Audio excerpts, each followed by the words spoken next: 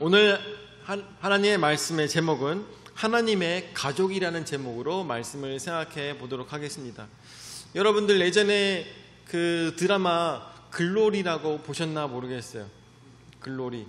여러분들 많이들 보셨나, 아마 어르신들은 많이 못 보셨을 거라 생각이 되는데, 그 내용이 무슨 내용이냐면, 어떤 학생이 학교에서 친구들과 같이 지냈는데, 그 친구들이 사실은 친구가 아닌 그 한 명만을 괴롭히는 그러한 나쁜 패거리가 있었던 것입니다. 그래가지고 이 친구를 불러내서 말을 안 듣는다, 네 눈빛이 마음에 안 듣는다, 아니면 내 남자친구가 왜 너를 쳐다보냐, 이런 것 때문에 마음에 안 들어서 여자애를 저기다가 옷을 벗겨가지고 고데기를 막 데워가지고 몸에다가 막 지지고 막 이렇게 해가지고 온 몸에 고데기 화상이 있는 그런 주인공이 나중에 그걸 복수하는 내용이 그 글로리라는 드라마였어요.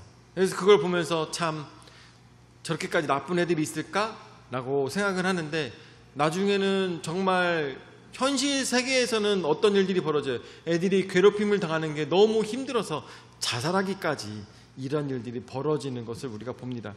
근데 제가 오늘 여러분들에게 말씀을 드리고 싶은 것은, 그러는 와중에 그 여자애가 그렇게 고통을 당하고 어려움을 당하는데도 불구하고 하소연할 것이 없었나? 왜 부모에게 아니면은 가까이 있는 사람에게 얘기를 못했을까라고 생각했는데, 나중에 보니까 엄마가 엄마 역할을 못하는 사람이었어요. 매일매일 술 먹고, 그리고 밖에 나가서 소리 지르고, 그리고 어떻게 하면 딸을 통해서 어떻게든 자기가 이 술값이라도 벌어볼까, 이런 생각만 고민만 하던 그런 사람이었어요. 나중에 이 여자가 공부를 정말 열심히 해가지고 자기가 복수만 결심하면서 공부를 열심히 해가지고 초등학교 교사가 됐습니다. 그런데 그렇게 연을 끊고 살았던 엄마가 얘가 초등학교 교사가 되니까 찾아왔어요. 찾아와가지고, 야, 너 초등학교 교사잖아. 너 돈 좀 생기잖아. 나 좀 돈 좀 줘. 나 좀 돈 좀 줘. 나 네 엄마잖아. 라고 하면서 여자애를 계속 괴롭히면서 쫓아다녔습니다. 나중에는 집에다가 불도 지르며 너 네가 나를 이길 수 있을 것 같아? 하면서 그렇게 여자애를 평생을 괴롭히는 그러한 모습으로 드라마에서 그려졌습니다. 여러분들, 자식과 부모의 관계는 뭐라고 합니까? 무슨 윤이라고 하죠? 철륜이라고 합니다. 철륜이에요. 근데 요즘 사회가 이런 복잡한 사회가 되다 보니까 이런 경우 여러분들 엄마라고 할 수가 있을까요? 드라마 상황이지만 그런 것들은 엄마가 아니라고 또 볼 수가 있겠죠. 근데 연예인들 중에서도 여러분들 아시다시피 누구죠? 박수홍이나 또 누가 있었죠? 심영탁은 아니죠? 심영탁은 그렇게까지는 아니지만 또 누가 있을까요? 이런 사람들을 보면 장윤정이죠? 이런 사람들 보면은, 야, 어떻게 자식을 통해서 자기네 이익만 차지하려고 그렇게 완전 연예인, 그러니까 착한 아들, 딸들을 이용해가지고 어떻게 하면 잘 살 수 있을까를 그렇게 고민했던 이런 모습들을 보면 어때요?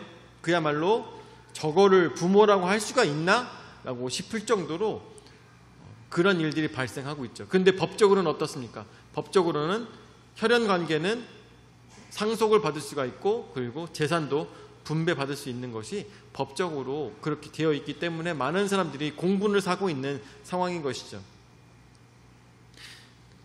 오늘 성경 말씀을 통해서 우리가 생각했을 때 하나님의 가족이라는 말씀의 제목을 가지고 우리가 생각해 봤으면 좋겠어요.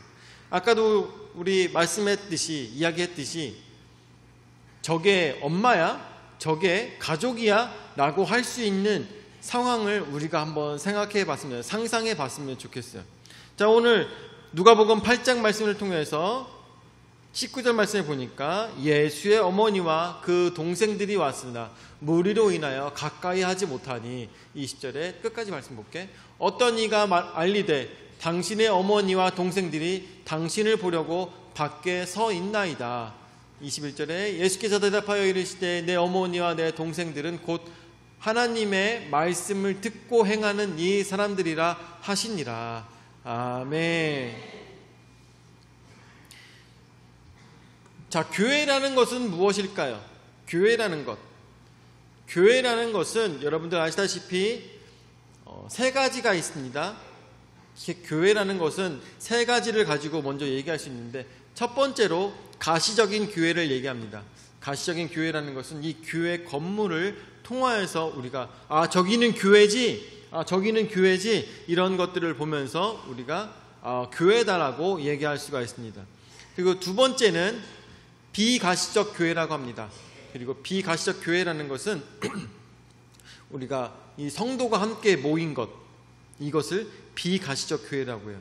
왜냐하면 우리가 이 건물에서 모이지 않고 만약에 교회를 새로 짓는다 해가지고 이 교회에서 모이지 않고 딴 데서 천막을 치고 아니면은 어디 다른 넓은 집에 가가지고 그곳에서 예배를 드려요.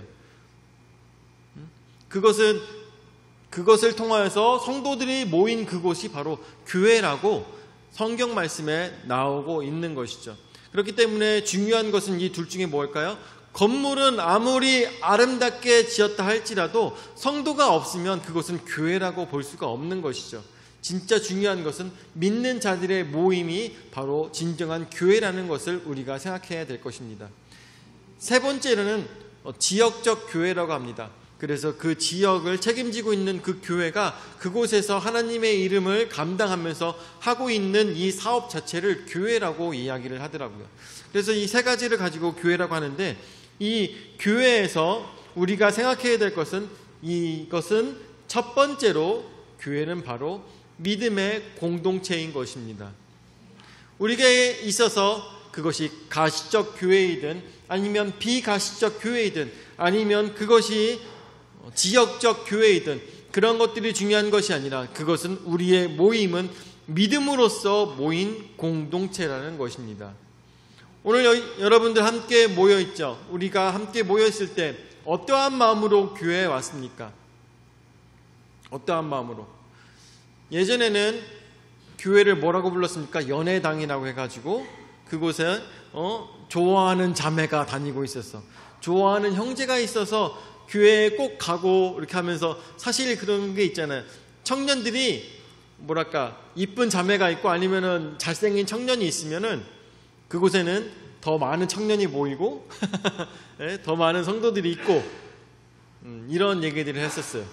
그래가지고 우리 학생들한테도 그런 우스갯소리가 했는데, 우리 지혜만 더 이뻤어도 이런 얘기를 한 적이 굉장히 이제 농담으로 했던 적이 있었는데, 그런 뭐랄까 이런 공동체는 뭐예요? 이쁜 자매 공동체가 되는 거예요. 멋있는 형제 공동체가 되는 거겠죠. 그런데 우리는 어떻게 모인 것입니까? 이곳은 바로 예수 그리스도를 믿는 자들의 믿음의 공동체라는 것입니다. 오늘 우리가 이 자리에 함께 모여 있는 것은 예수님을 더 가까이 알고 또한 하나님께 영광을 올려드리기 위해서 이 자리에 함께 모여 있다는 것입니다. 오늘 새벽에도 우리 이 줌을 통해서 온라인상으로 만나서 하나님께 예배를 드렸습니다. 여러분들, 그렇게 온라인상으로 성도가 함께 모인 것조차도 무엇으로 만난 것입니까? 믿음으로 만난 것이고, 그 믿음으로 만난 것이 바로 교회라는 것입니다. 그런 것이 바로 오늘 말씀에 나오고 있는 믿음의 공동체에 대해서 말씀하시는 예수님의 뜻을 우리가 생각해 볼 수가 있는 것이죠. 19절 말씀에 나오는 것처럼 예수의 어머니와 그 동생들이 왔으나 무리로 인하여 가까이 하지 못했다고 했습니다. 이 말씀은 마태복음과 마가복음에도 나오고 있는, 동등하게 나오고 있는 말씀이죠. 그런데 여러분들, 이 어머니와 그 동생들이 예수님을 왜 찾으러 왔을까요? 생각해 보신 적 있으십니까? 왜 찾으러 왔을까요?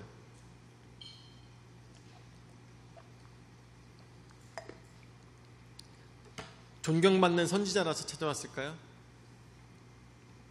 얘가 뭐 하고 있나 찾아러 왔을까요?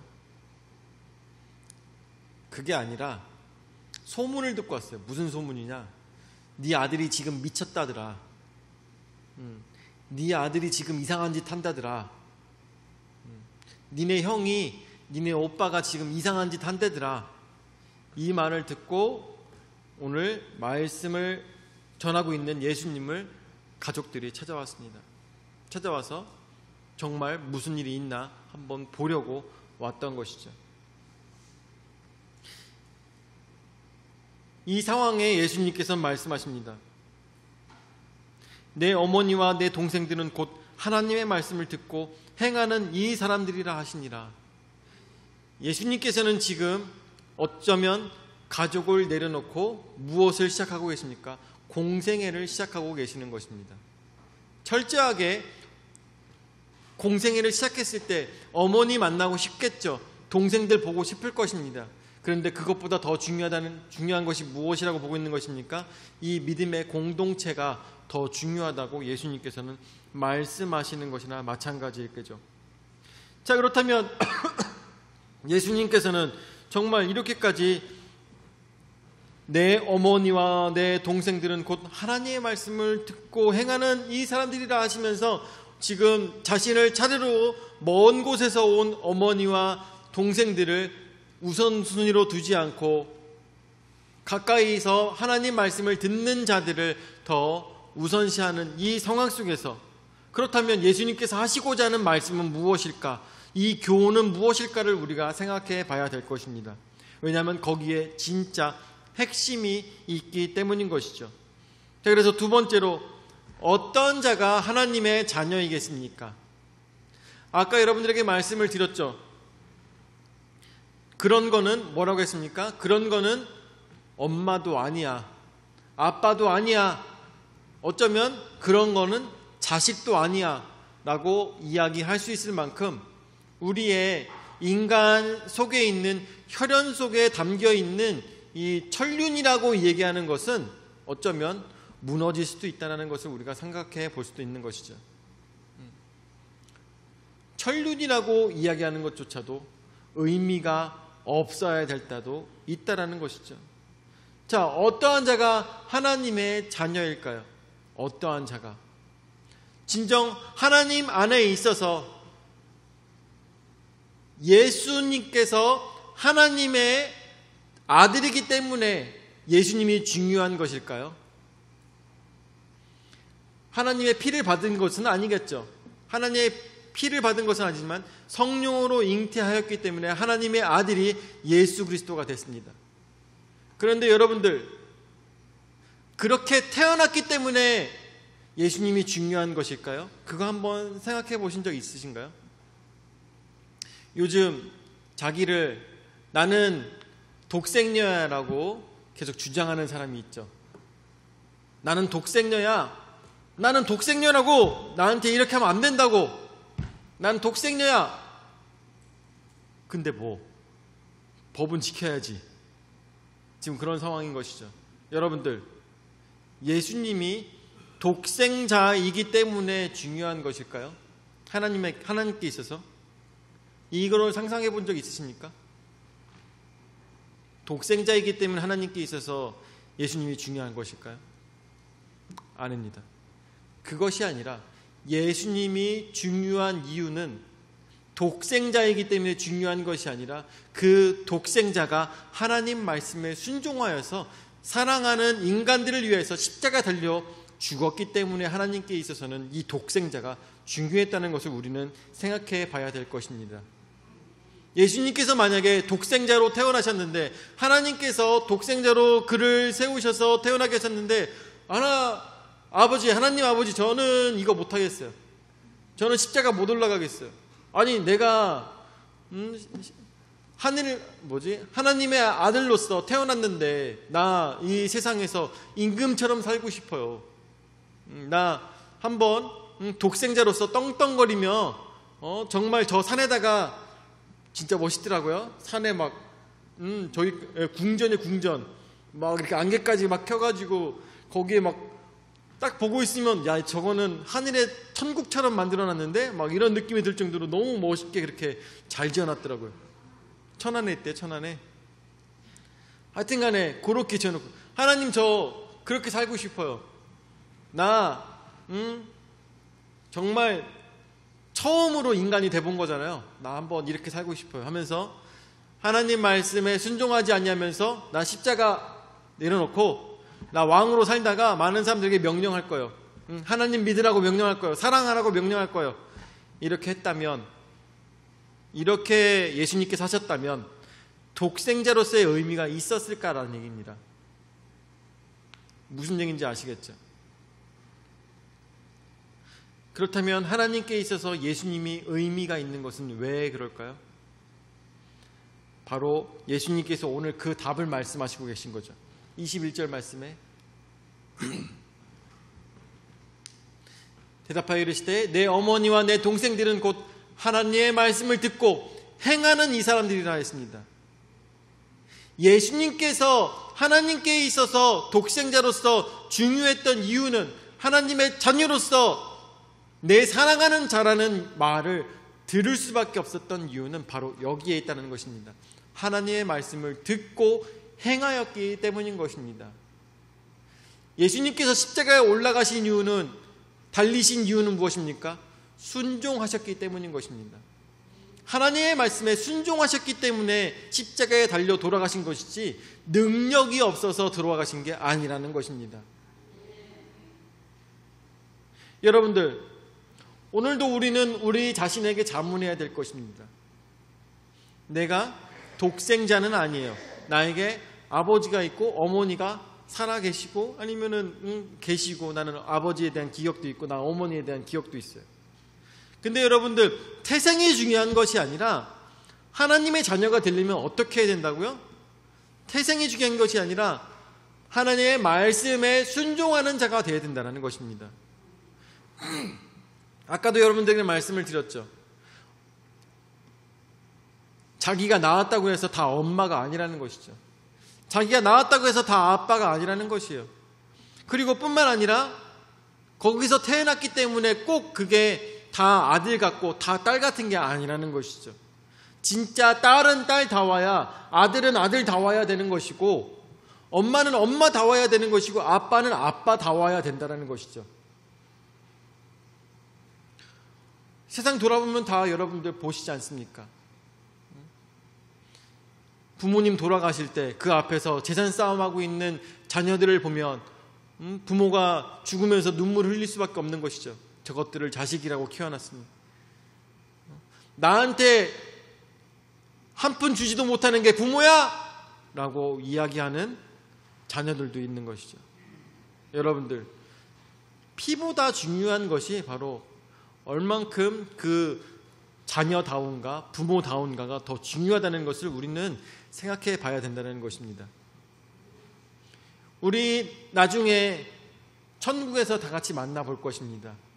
천국에서 만날 때 하나님 아버지라고 부를 수 있는 자는 바로 하나님 말씀에 순종한 자만이 부를 수가 있는 것이죠.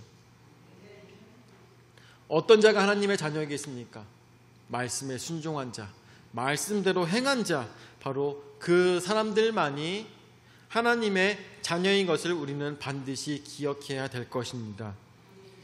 이것이 바로 진정한 천륜이라는 것을 깨달아 알아야 될 것이죠. 피가 섞였다고 해서 중요한 것이 아니라 그 말씀대로 행하는 자가 된다는 거죠. 자, 세 번째로, 그래서 하나님의 가족은 세상의 기준을 초월하는 것입니다. 여러분들, 아까도 우리가 생각했듯이 말씀대로 순종하는 자가 하나님의 자녀요, 하나님을 아버지라고 부를 수 있다고 하였습니다.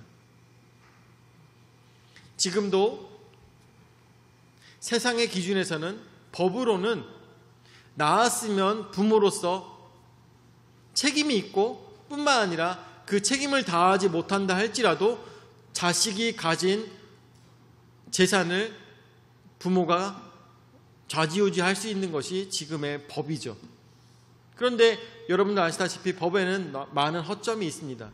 그래서 정말 아이가 말도 떼지 못하였을 때 부모가 걔를 버렸어요. 근데 그 버렸는데 나중에 이 아이가 잘 돼가지고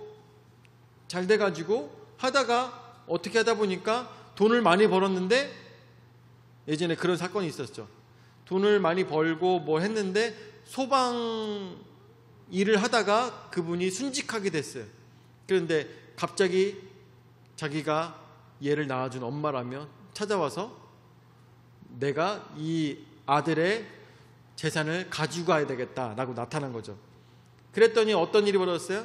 그 자식과 아내가 벙쪄가지고, 아니 그동안 나타나지도 않았고 난 누군지도 몰랐는데 나타나가지고 진짜 엄마라고 얘기를 하고 있으니 우리가 이거를 받아줄 수가 있겠냐, 그런 법적 분쟁이 있었죠. 그래가지고 요즘 법으로서는 이거를 감안을 해가지고 그런 얘기를 하더라고요. 이렇게 갑자기 나타난 부모 역할을 하지 못한 부모가 중요한 것이 아니라 같이 내조를 하며 함께 살았던 아내가 더 중요하다, 더 중요한 상속자라고 그렇게 법에서 지정을 함으로 인해서 그 억울한 순간이 지나갔던 것으로 제가 봤는데, 세상의 기준도 언제나 잘못된 방향으로 갈 수가 있습니다. 그렇지만 하나님의 말씀, 하나님의 뜻 안에서는 언제나 공의가 존재한다는 것을 우리는 기억하고 있어야 될 것입니다. 여러분들, 하나님의 가족은 세상의 기준을 초월한다는 것을 생각해야 될 것입니다. 하나님의 말씀에 순종하는 자만이 진정 하나님의 자녀인 것을 우리는 생각해야 될 것이죠. 아까도 여러분들에게 말씀드렸다시피 예수님께서도 하나님의 말씀에 순종하지 않으셨다면 하나님께서도 독생자로서는 의미가 없었을 것입니다. 진짜 중요한 것은 그 말씀에 순종하며 자녀로 살아가는 것이 가장 중요하다는 것을 우리는 생각해 봐야 될 것입니다. 말씀을 마무리 짓도록 하겠습니다. 오늘 우리에게 이 말씀을 보면서 생각해야 될 것은, 아버지라고만 부른다고 해서 그에게 하나님의 자녀가 되는 것은 아닙니다. 교회에서 예배를 잘 드린다고 해서 하나님의 자녀가 잘 되는 것은 아닙니다. 교회에서 헌금을 많이 드린다고 해서 하나님의 자녀가 되는 것은 아닙니다. 하나님의 말씀에 순종하며 자녀로서 모습이 있어야지만 하나님의 자녀라는 것을 우리는 깨달아 알아야 될 것이라는 것입니다. 하나님의 말씀은 어떤 것이 있습니까? 하나님의 말씀은 바로 서로 사랑하며 살아가는 것이 바로 하나님의 자녀라는 것입니다. 친구를 위하여서 자신의 목숨을 내어주었던 예수님처럼 우리도 우리의 사랑하는 자들, 우리의 주변에 있는 많은 죽음으로 달려가고 있는 많은 자들을 위해서 목숨을 걸고 저들을 잡아당기며 사랑으로 안아줄 수 있는 그런 자가 진정 하나님의 자녀라는 것을 깨달아 알아 오늘도 오로지 하나님 말씀에 순종하며 사랑하며 살아계시기를 예수 이름으로 축원을 드립니다. 아멘. 사랑의 주님, 은혜와 사랑을 감사드립니다. 오늘도 저에게 귀한 복된 말씀 허락하여 주셔서 말씀으로 깨달을 수 있도록 인도하여 주심을 감사를 드립니다. 오늘 말씀을 통해서 우리가 생각했을 때 예수님께서 독생자라서 중요한 것이 아니라 하나님 말씀에 순종하였기 때문에 중요하다는 것을 우리로 하여금 깨닫게 인도하여 주심을 감사드립니다. 오늘도 주의 말씀에 순종하며 살아가기 원하오니 주의 자녀로서 자식다운 자녀다운 모습으로 살아갈 수 있는 우리의 신앙의 모습 될 수 있도록 역사하여 주시옵소서. 국산 정품 임플란트를 이제는 맞춤형 자기 몸부려 죽기까지 우리 죄를 담당하신 구주 예수 그리스도의 은혜와 자기 외아들을 주기까지 우리를 사랑하신 아버지 하나님의 무한하신 사랑과 성령 하나님의 감화감동 역사 교제 위로 내주하신 은혜가 주님 안에서 믿음으로 살아가며 오로지 하나님 말씀에 순종하여서 친구를 위하여서 목숨을 버렸던 예수 그리스도의 가르침을 따라 하나님의 말씀을 따라 이 세상 살고자 하는 모든 성도들 머리 위에 영원히 함께 하실지어다. 아멘.